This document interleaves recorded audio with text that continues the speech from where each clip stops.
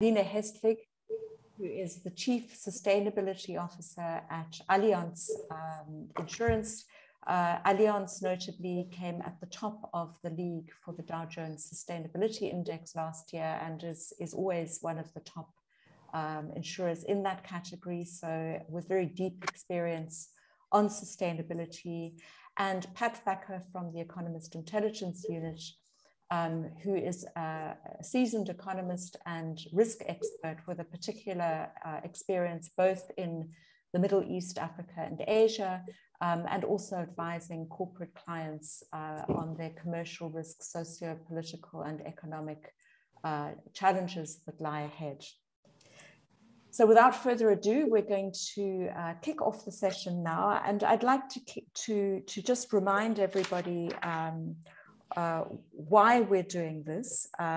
We know that we have been facing some very key challenges that have emerged in the last 2 years, and I think many of us realize that these have not just suddenly appeared. And we feel that we are at a critical juncture in terms of delivering on our mission to provide inclusion and sustainable insurance to the many, many people, more than 4 billion people around the world who are excluded for different reasons and increasingly vulnerable. So I'd like to kick off with a question for Pat.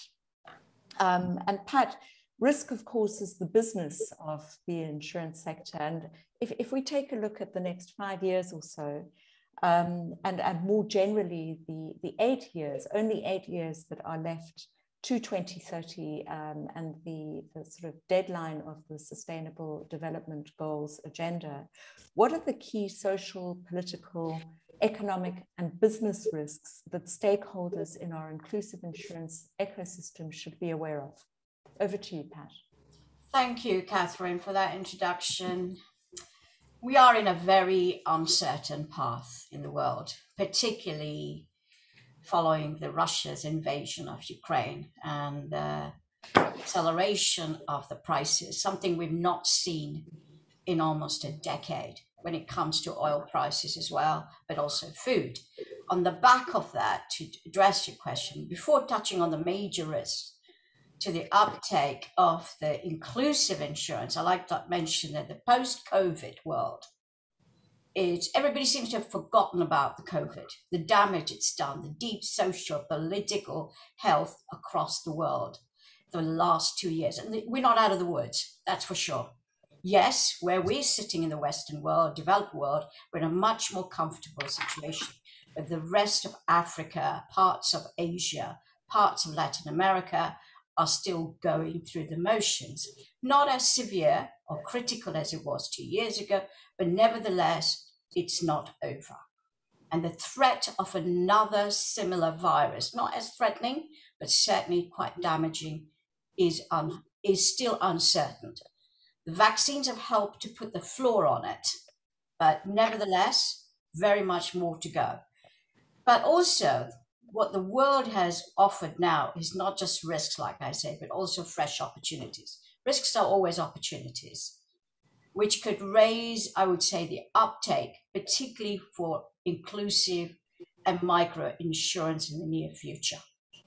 Not just today, tomorrow, but ongoing as well, given the gravity of the issues and where we are sitting and coming from for a large number of Asia, Africa, Latin America, and pockets of Middle East as well. We're not talking about the GCC, but the rest of the Middle East is highly vulnerable to it. So with limited growth prospects, you've got to look at it in the insurance markets of the developed world. Emerging markets across the other regions could potentially leverage the benefits of Fintech to raise the uptake of microinsurance among the most vulnerable populations. And we've seen that also unfold on a different level during the pandemic. Poverty level has gone up. Not everybody had furlough. Not everybody had a fiscal cushion, particularly in the world that we're looking at. So this is an alternative which was not available at this scale until recently. And rising smartphone ownership, tech industry, the tech revolution came from nowhere in the emerging markets. And this is what made it the emerging market. So never underestimate the role of the tech revolution that has taken place, particularly in Africa and Asia. So this is very, very important. Smartphone ownership, better internet connectivity. We're talking about 4G, 5G. 5G is already taking place in large parts of Africa. And growing financial literacy has made this possible. Do not forget the demographics, the young demographics. They're the interconnected. They're your customers. They're your clients in various ways. Crucially, I would say all of this now, if done extremely well and cost-effective way, this will make it feasible for private players to have a bigger role in this space. And like I said, tech is the biggest industrial revolution, and that is still going on, not just in the developed world, but in this key market. Now, coming to the risks, we know what the political, social, economic risks are in the world. And the list is endless. If you look from south to east, north to west, you're talking about US-China trade war, how the political situation is falling out. Ukraine, Russia is a hard reminder that you cannot take anything for granted on the political world. Is this deglobalization taking place? I would say yes. Deglobalization is going to take place on the political front, taking sides. Where do you sit with this war? And that is going to materialize in other ways, economic, social. You are going to see leading economies like India, China, completely taking a different stand. And that comes with risks. So, coming back to your microinsurance, it's quite possible that lack of trust. There is international mistrust now when you look at it politically as well. Lack of product awareness, especially in the absence of large publicity budget. They don't have the same budget in Africa and pockets of Asia. And lack of product variety and customization, this will continue to plague the uptake of microinsurance. Trust, big issue. This is not new, you'll say, and we've witnessed more than a decade ago in the case of U-Cover microinsurance scheme in Kenya. And I would say if you had to narrow it down, trust major challenge when it comes to general insurance uptake as well with the population. To regain trust, education, insurance literacy campaigns, sound marketing strategies, all of these areas, I constantly tell our corporate clients that they have to be employed. This is not just the job of the government. This is the private and public partnership, especially in the emerging markets.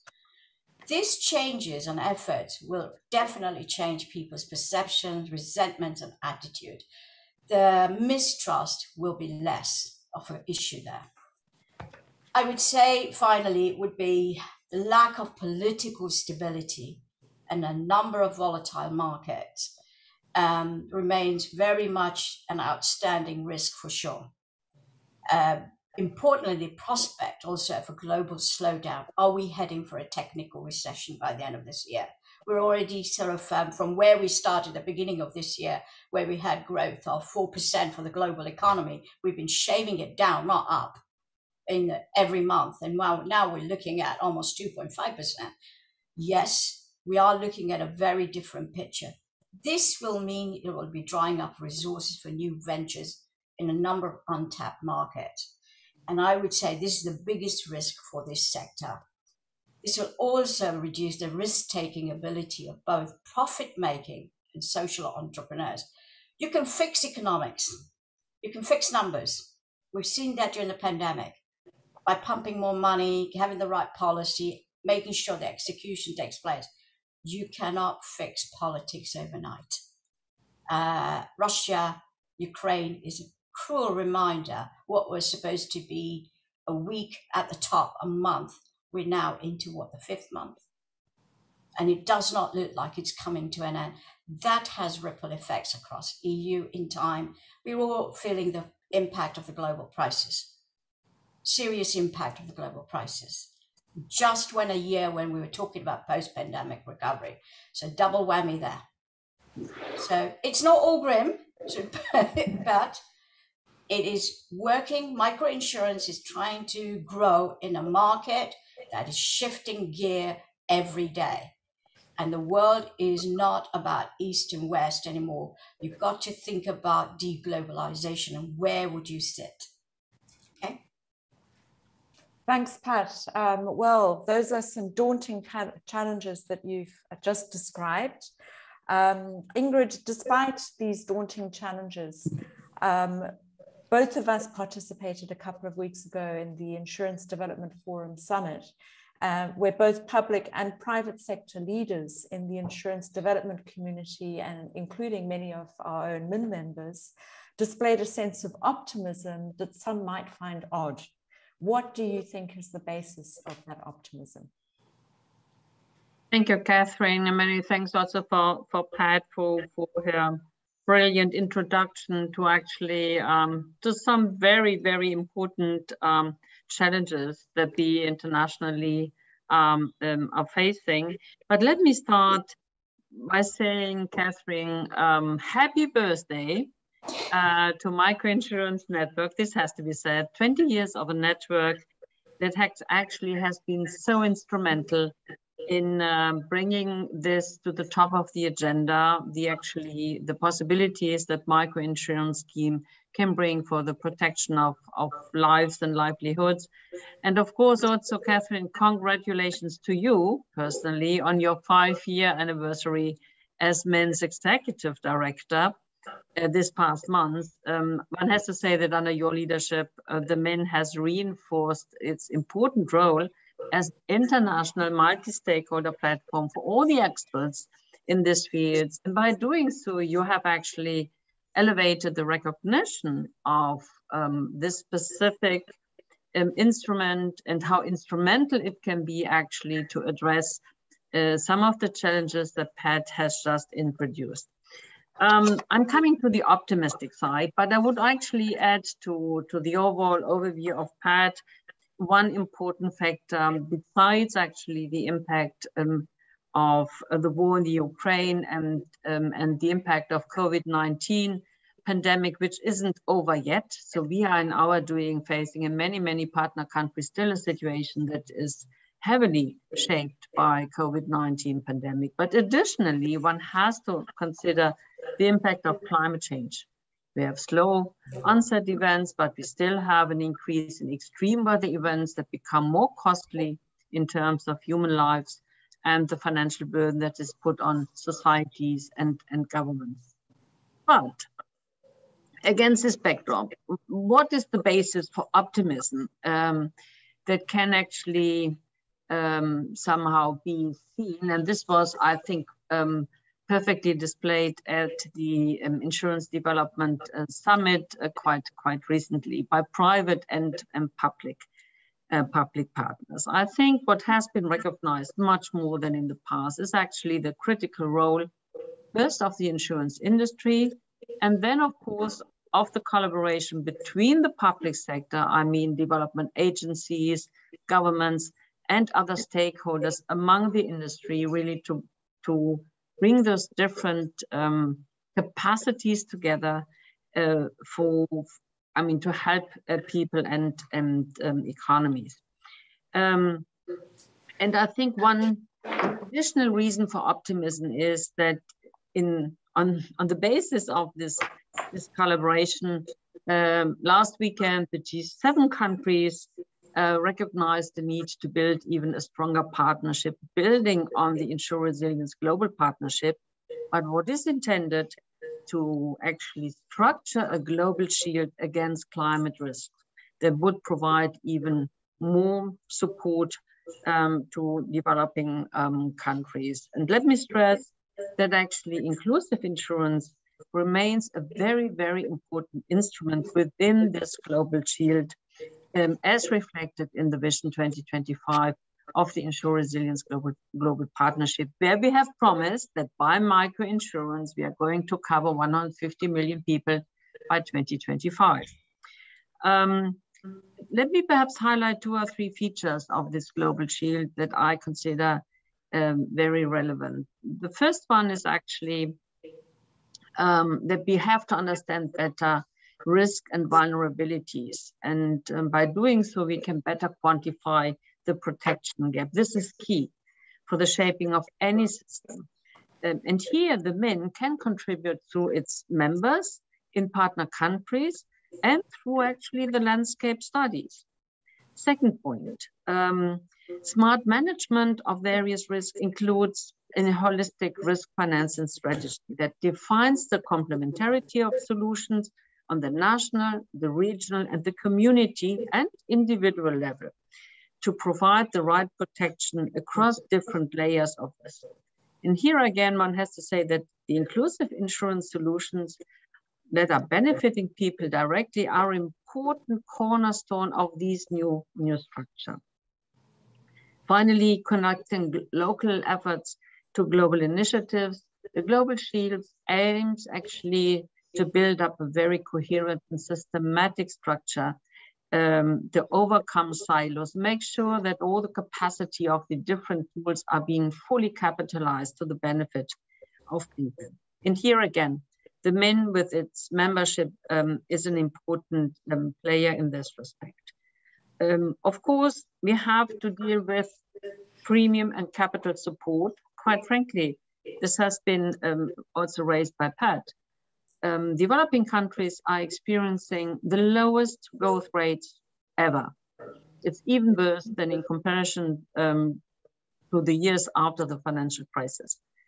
The national budgets are depleted. There are little actually resources left for any extra investment.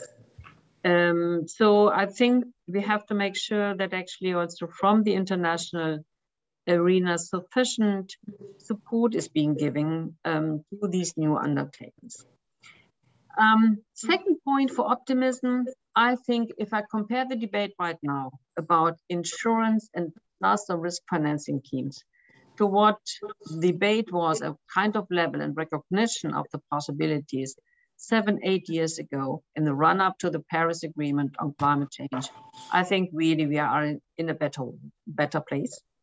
It's less about whether we should do this. It's much more about how we should scale it up. What does it take to overcome silos? How can we make sure that we approach this in a very consistent way across institutions, agencies, and donors? Finally, my third point of optimism is that especially the most vulnerable countries finally have recognized the benefits of insurance solutions. And I see this as a proof, especially when it comes to the new partnership between the Insurance Development Forum and the V20 in building up the so-called Global Risk Modeling Alliance, JMM. This has been launched at the IDF Summit. It's of course co-funded by governments, by the German government, but as well by the IDF insurance industry. This is something very unique because many years ago, actually there was much more skepticism about the modeling exercises, the type of insurance, the type of support insurance can actually bring to the small islands development states and the most vulnerable countries. And this new partnership is a signal that these type of skepticism has been overcome. And now it's about really to provide the capacity to vulnerable countries that they can properly assess the protection gap and then actually establish the right schemes. And when we go to concrete action on the ground, there are so many beautiful examples where perhaps you have piloted for a couple of years to come up with a new public-private partnership, like the one, for instance, GIZ was realizing with Allianz Re in Ghana, where we try to build up a scheme for flood risk transfers at the municipal level. And now this has been actually uptaken by UNDP, by the IDF, by major donors to build out of these pilot scheme a new national protection shield that would actually make sure that municipal infrastructure is better protected. And if this goes well, such an example can then be actually doubled, implemented also in other countries such as Peru and Colombia. So many good examples for concrete action on the ground. So I think Katharine, we are moving into the right direction. Of course, we need more speed and also an endeavor that is commensurate with the growing challenges due to climate change.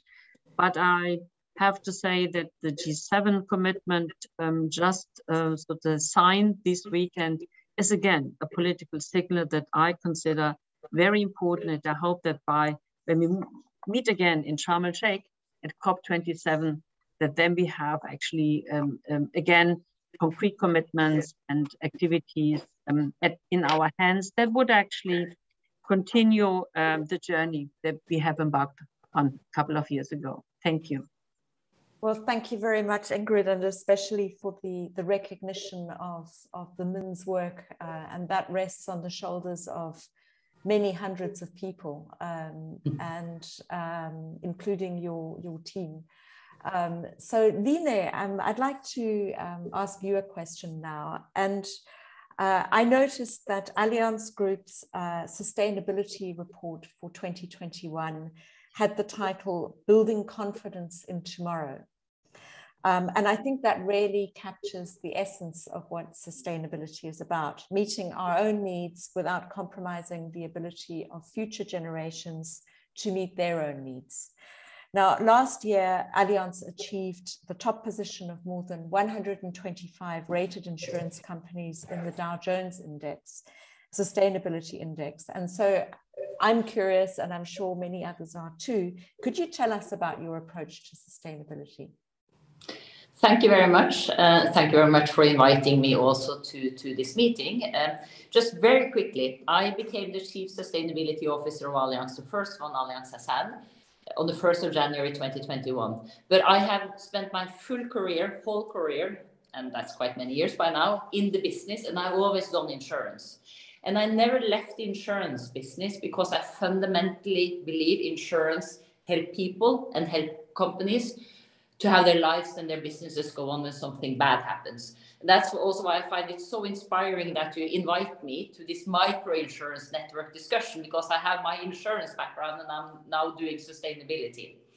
And then I worked in Allianz on the insurance side, and then Allianz asked me to take on this role as building up sustainability strongly in the group. I just had to do it because I saw that as the next lever of being allowed them to contribute to people on the global level, because Allianz is a huge global financial institution. We are in 64 countries, and we are therefore also present where the emerging consumers are.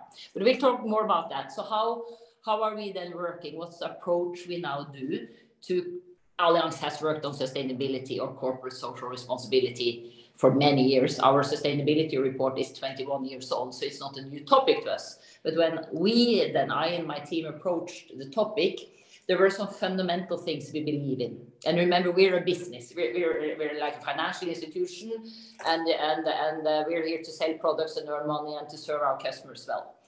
So one thing we believe is that sustainability is such an important and broad topic, all elements of it, E, S, and G. But climate is, of course, a very large topic now, and we're just too small, even though Allianz is large, to do it alone. But we do want to be a shaper, and we do want to go outside of Allianz and contribute in public-private partnerships and also in peers to drive some topics. I think that's one very fundamental element of our strategy. And that is that we see we can't do it alone, SDG 17 partnerships for the future, but really partnering up. And in this context, we've been doing, for example, under the United Nations, we have established a Net Zero Asset Owner Alliance, which is a very strong alliance by now driving net zero. So that's one example of our approach. Then, of course, within our organization, we have 150,000 employees.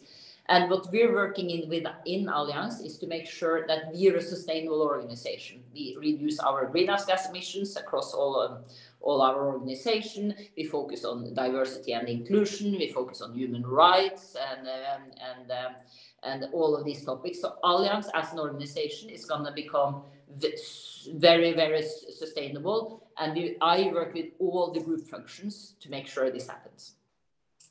Then I think the large thing which is hitting into the financial industry now, and that is that sustainability, and particularly climate, needs to be embedded into our businesses.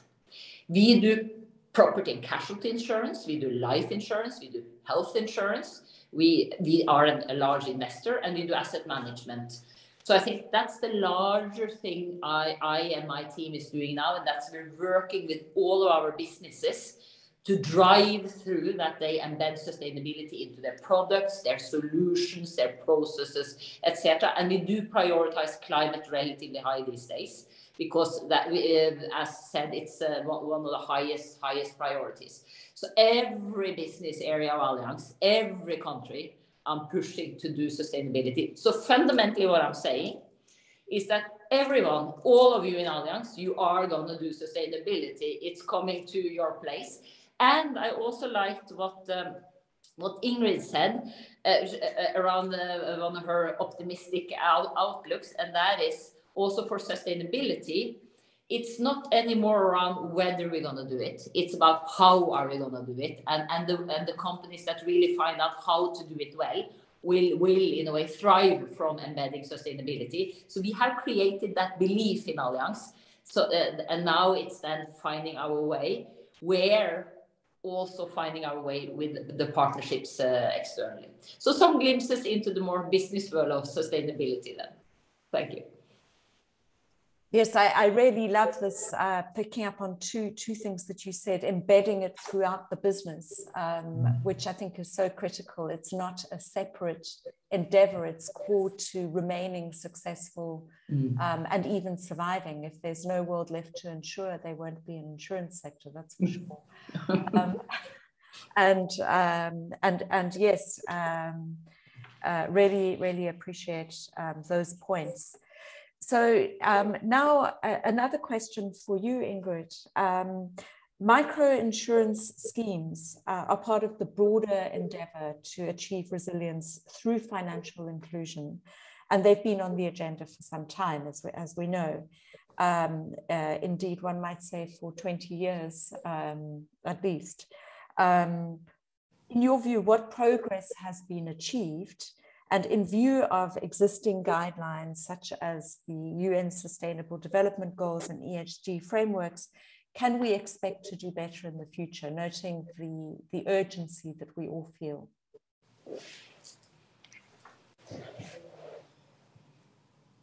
Thank you, Katharine. When we look at the pure numbers, I think we can really state that significant progress has been achieved. And nowadays, 150 million poor and vulnerable people are covered through projects contributing to the vision of the Insure Resilience Global Partnership. And out of which 60 million are covered by microinsurance schemes. This is a huge number. And out of these, we're very happy to say that we, with our partners, with Allianz and others, with the MIN, we have actually supported more or less to contribute to a third to those 60 million people. But of course, still more has to be done, and I'm coming back into this. But beyond the mere numbers, one has also to look into the qualitative implications that stand behind the 60 million people covered by microinsurance, because at the core of it, the insurance scheme empowers people. People are legally entitled to receive a payout in case of an adverse event, and this actually changes lives. You have more predictability with respect to the support that they receive. And actually, an insurance scheme might also people consider to change their economic behavior, because then the risk has a price tag attached to it. And as I said, they are then under such a scheme legally entitled. They are not simply like asking for help, but they have an entitlement. And I think this makes people more confident. They are a different player in the market and are possibly more recognized also as a consumer. We have made huge progress when it comes to market development in shaping the regulatory framework that is necessary to bring the industry into those new and emerging markets. I think we have worked very intensively on the so-called financial literacy, because it's not that easy to bring across how beneficial an insurance scheme can be. If, for instance, the finance minister, the private sector is much more inclined perhaps to use traditional instruments that come out of traditional development agencies. And we have actually started to use digital innovation, as Pat was mentioning. And the digitalization has increased the possibilities in establishing microinsurance schemes dramatically. But at the same time, but there might be a political factor that may work actually even in favor of the recognition that we should broaden these type of insurance and risk protection schemes. We see actually rising food prices. We see an increase in poverty and vulnerability in many, many countries, even in those that are not hit by violence or internal conflicts. And we see that actually the humanitarian assistance system is overstretched. The necessity to actually put more money into the system, of course, we try to help as good as we can, and the need is being recognized.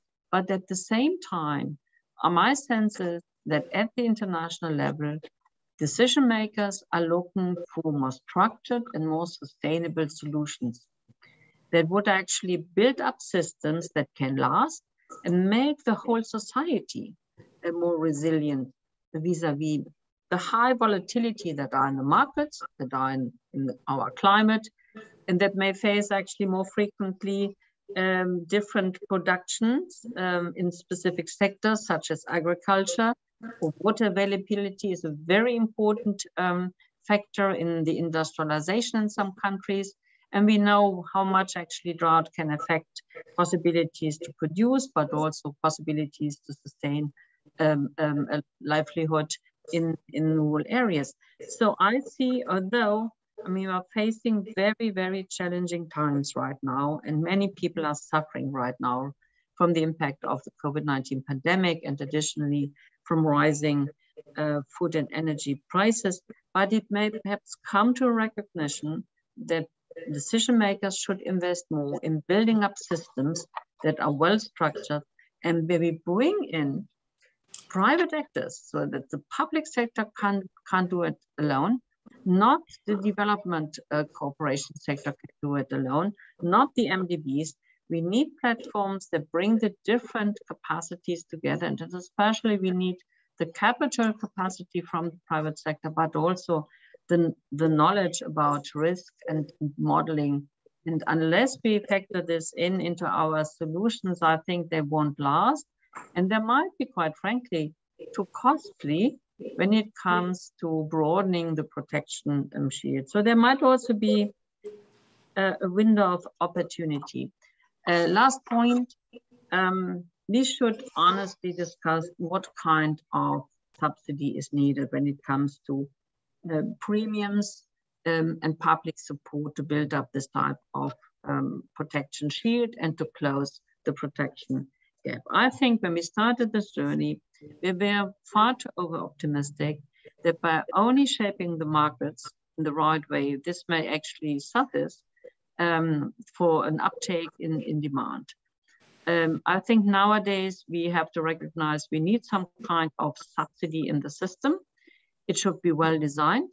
It shouldn't contradict preventive action by governments or people themselves. And they should be actually well coordinated. So they shouldn't, subsidies provided by different agencies shouldn't contradict themselves. And we have now an agreement in this respect. But I think when we want to come to very comprehensive risk, insurance risk solutions, we have to bring a premium subsidy element actually to let markets quicker grow, and to prevent that perhaps we may leave out countries and specific sectors that are even too risky to be covered by the insurance industry. So this is one one last point that I see at the horizon that is actually beneficial to the overall development of the microinsurance industry. And I think also that we spoke about this at the IDF summit, that the new ASG frameworks may actually also incentivize the insurance industry by themselves to further develop the microinsurance schemes also for the global south. Thank you. Thank you very much, Ingrid. And I think we've mentioned silos, and we've mentioned different partnerships within the insurance ecosystem. We're going to turn now a bit to how we can engage with other value chains. Now, Pat, your work involves providing, amongst other things, custom research for corporate clients from all sectors, and engaging with them regularly through the Economist corporate network, where I used to run the Africa network many years ago. Now, some actors in the inclusive insurance space are already partnering with value chains. It's early days. Value chains as diverse as tea, coffee, shea butter, cotton, shallots, to deliver better protection to smallholder farmers. And even in the construction sector, where we've discussed briefly, iBuild in East Africa, for example, which is partnering with insurer Britam to provide insurance to its workers and customers. Are there other value chains that could or would lend themselves to such partnerships to improve both uptake and distribution of responsible insurance to vulnerable households and emerging consumers? Thank you, Katharine. That's a pretty loaded question. Interesting as well, but relevant. And I don't think we can ignore it any further. It's not a question of corporates. It'd be nice to have corporates on board. It's a question of we must have corporates on board in a number of ways. I would say possibly growing awareness about the social responsibility of businesses is right at the top. And this would mean that most, if not all of them, should be amenable to such partnerships going forward.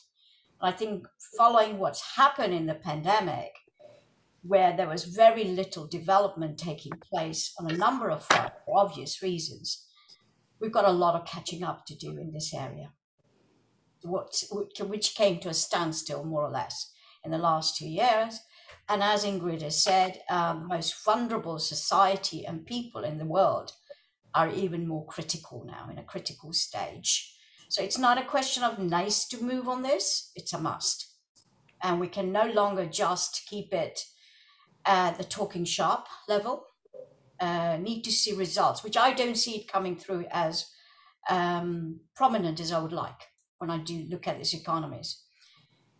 I would say specifically, while it's true that the war in Ukraine has raised the need, two big things, food and energy security. The energy transition, which is part of the climate impact of climate change story, has very much paused temporarily. And I think it will come back, it has come back on the agenda. But given the challenges that we have, particularly the corporates as well, having to deal with coming out of the COVID situation and also sustaining their businesses, this is not going to be very much a priority, by the way. It will be on the cards for the medium and long term, but it'll take its own time. I would say sooner rather than later, the transition for both of these key areas, food and energy, needs to take center stage again, and very much accelerating the race for transition, particularly of minerals, food, materials, and looking at other ways that can be tapped. And this is where Africa is likely to be the next logical stop. And this is where corporates need to look at it. And where do they fit in the micro insurance, you will say? And I would say it's only correct to assume that such corporations, they will provide some form of group micro insurance, which they already are. Ingrid has talked about, panelists have talked about this already, where they're at, to farmers, employees, wider stakeholders, especially from very much economically vulnerable backgrounds. So this has got to be much broader. The farmers has to be at the top of the list. It can be group insurance for the farmers, very much like a corporation. Three big things that need to be kept in mind that will define, I would say, the progress of inclusive insurance initiatives in the years ahead. And D&I inclusive can be in a number of ways. And this is where D&I would play a big role as well, diversity, but also inclusion in various ways.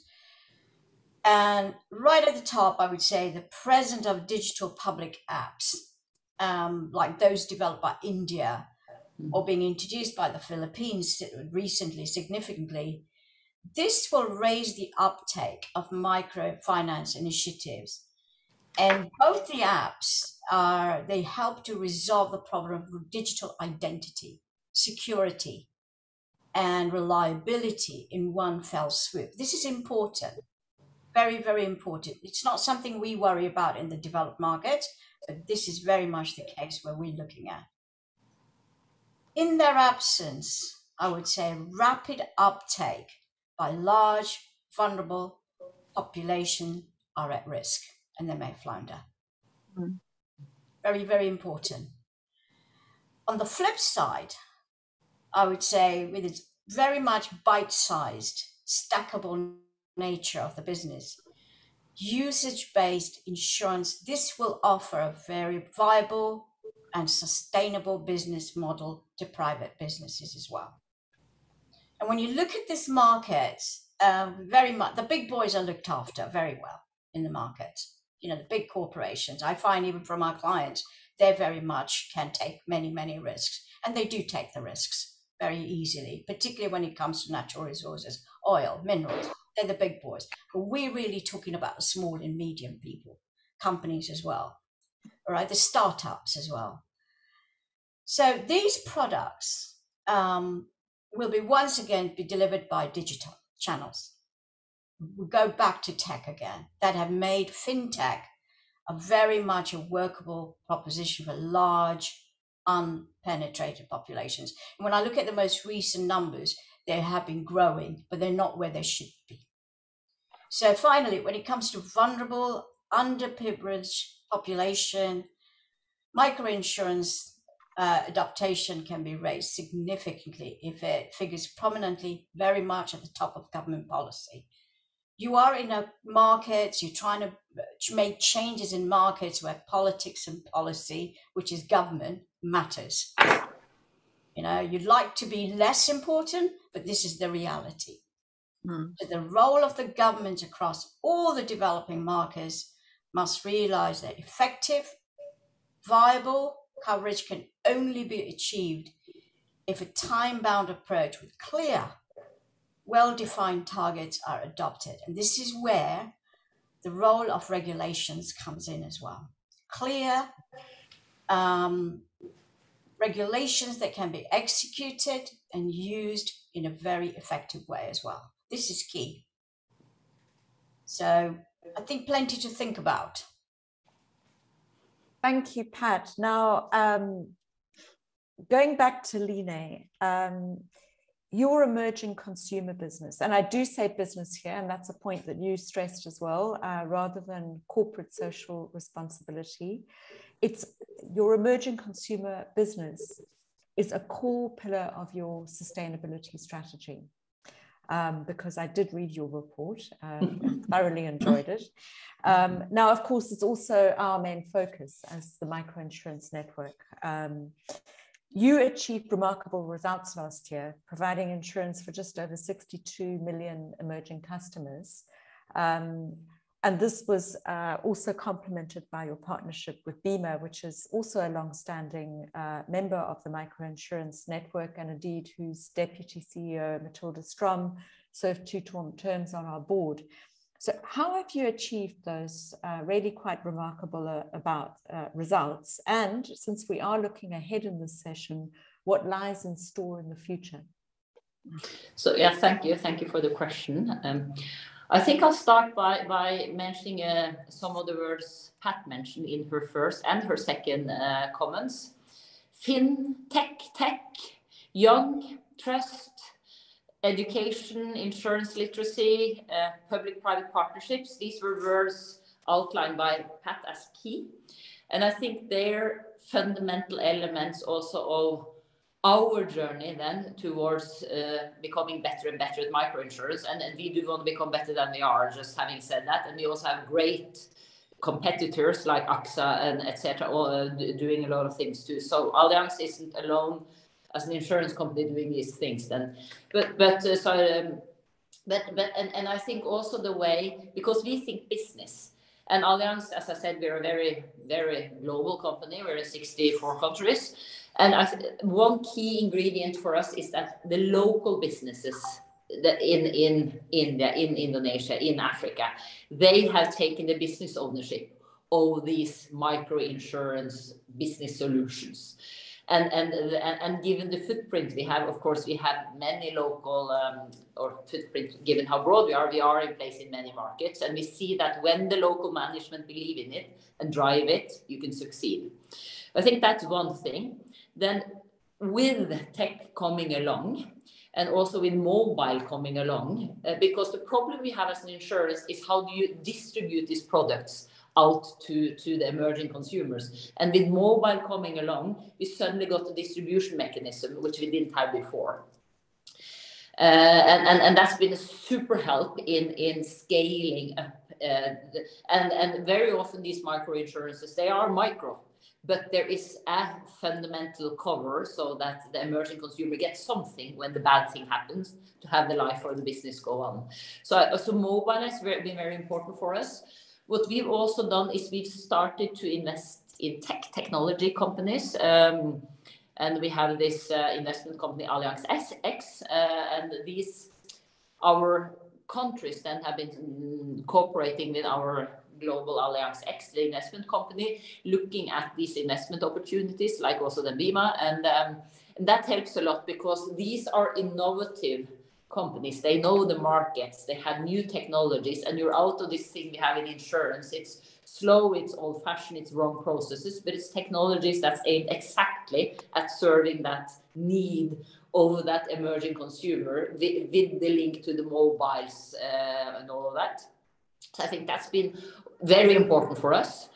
Then strategic partnerships. As I said, partnerships are key to us. These ecosystem partnerships, we don't think we can do it alone. We'll never be able to do it alone.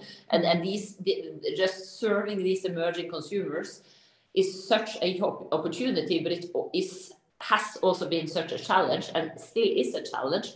So getting the innovative people together in an ecosystem to do it is part of the solution. And one tends to say within like a company, a business that we are, the reason why we don't succeed is that we don't give it enough budgets. We don't invest enough in it. The more I worked on the topic, the more I think we have maybe not invested enough for our innovation thinking into it. One thing is money, but the other thing is putting really your innovation thinking into it to really want to solve it. And that's why I'm giving these examples. When the local management really want to do it, they put all the innovation into it and they drive it. So I think that I'm a little tired of the discussion that it's budget stopping the business side all the time. It's also that we're not innovative enough. And that's when you see the innovation go, you also then create some dynamics. So I think those are, my key observations then. Also being like super humble. It's not Allianz only doing this. It's many of our competitors, and we are definitely not perfect. When we talk internally, we think we should do a lot more. But after all, it's business and it's priorities and it's many things. Looking ahead then. We've just done a joint venture in Africa with getting then access to 29 countries. So I think that's something where we would think around Africa. That's a continent that has severe social issues, which will be just strengthened in the next years with the climate topics coming in. And I'm very happy you've been mentioning the insurance resilience. my team doing the thing now, and I know exactly the person doing it and how happy he was when all of the decisions were made so we could do the Ghana thing. So that's of course not the business thing, but it's also these things you learn from each other too. The business learns from the public, and those interactions. So I think Africa is really something to think around. COP27 will take place there, so that's it. Asia is our type powerhouse when it comes to microinsurance, also because Asia is very advanced on technology in a sense, so that's been helping us. And then I think in line with the rest of the industry, we're trying to find our way in Latin America. That's more thinking through that. So that's it. And I think that the financial insurance industry is ramping up sustainability. As I said, it's not now whether, but more how. I think the insurance industry has been quite committed to climate, doing a lot of things. We could do a lot more, of course, the financial insurance industry, but the social debates are getting just stronger and stronger on the agenda, which is also then pushing us as an industry more and more with elements mentioned like regulation, etc. So I think that's the dynamic we're living in, which was then mentioned by Ingrid and Pat, that those dynamics is also what we're living in and trying to find our way through them. So yeah, some last comments from my side. Thank you. Well, thank you so much. We are nearly out of time, and I think the one question that was popped into the chat you've addressed in the sense of the way Allianz is approaching funding and capital for startups, insurtechs, is to look at those as investment opportunities as part of your sustainability strategy. And for sure, I absolutely agree with you that it's not always throwing money at something that is going to be the solution, although funding is, of course, important. And the need to, I look at this and I sort of think, okay, we should be honest and think about, okay, we have achieved what we've achieved after this 10-year period, 5-year period, 20-year period, whatever the reference period is. And consider that if we need to accelerate change, are there some things that we need to do differently? And I was pleased to hear you, Pat, refer to understanding the different political contexts in many developing countries and emerging markets, where it is so important to get the political buy-in in order to make for change. And then also, I think with what you were saying, Line, that the need for local drivers, local champions that have driven this, as well as creating within the rather massive Allianz team change agents themselves, so that each of us takes on the responsibility for creating the change that we really want to see more generally in the world, but in our professional capacities in terms of building resilience through insurance and risk management. And of course, all of you have touched on fintech and the technological revolution, which is still very recent. I remember very much when I got my first BlackBerry. Those are now pretty much obsolete. That was in 2002. That was only 20 years ago. And now we're very comfortable with having meetings like this with people from as many as 64 or more countries. And so that has all accelerated the options for both exchanging knowledge and sharing best practice, but also the technological solutions that we know are improving outreach and distribution to the last mile and reducing the costs and friction of administering insurance and claims payout processes. So I think there is a lot to be optimistic about. And I'd just like to take a quote from one of the speakers from last week. Unfortunately, I didn't make a note of who it was, so I apologize for this plagiarism, but this was someone at the 10th anniversary of the Principles of Sustainable Insurance, organized by UNEP PSI in collaboration with Swiss Re Institute. And the person said, to be change agents, we need to be optimistic, stubborn, diplomatic, and respected. And I think all of that is true. And perhaps part of the respect is building that trust so that people can have confidence in insurance, and we can deliver that confidence that they need to have, that all of us need to have in our future and the future of the planet. So I would like to say a big thank you to all three of you and to the MIN team in the background and to your respective teams that also helped us with putting this session together. I hope to our audience that it has been very useful. We will come up with a solution to make it available in Spanish in some way, shape or form. And please do reach out to us on LinkedIn or otherwise if you have further questions about anything that was discussed. We'll also deal with the questions that have been posted in the Q&A, but right now we're out of time. So thank you very, very much indeed to all three of our panelists, and looking forward to seeing you again soon in another meeting or indeed collaboration. Thank you very much. Stay safe, stay well, and above all, keep that optimism and stubbornness going to build the resilience that we need. Thank you, and bye-bye. Bye.